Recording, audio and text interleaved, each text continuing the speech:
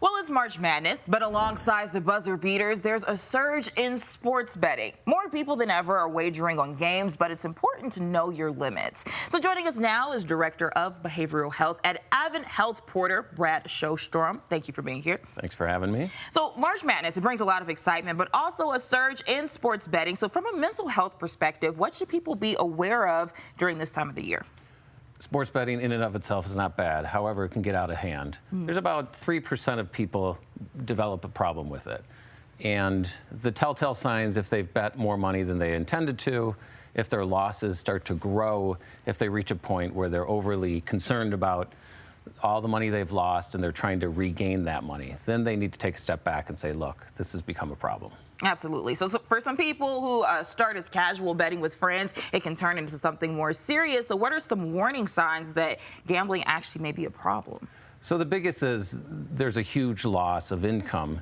And another sign is there's a level of shame. There's a level of grief around, oh my God, I've gotten myself in this situation. I don't know what to do. And people become preoccupied. They're trying to regain the money they've lost. So they're thinking about it constantly. They're trying more bets. They're losing more. It's a downward cycle. So how can gambling affect one's mental health? I mean, in that instance, it leads to depression, it leads to anxiety, it leads to mood irritability, and there's a tense sense of isolation because it's somewhat of a closeted addiction. There's no overt sign that someone has a gambling addiction, such as alcohol. We know when someone's intoxicated, we know when someone's withdrawing from alcohol, so it can be under the radar.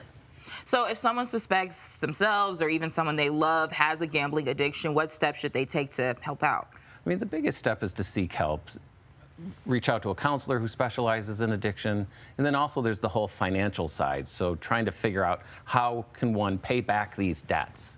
Because debts can grow, and people who kind of monitor those debts aren't always the best people. They want their money. Yes, they do. All right.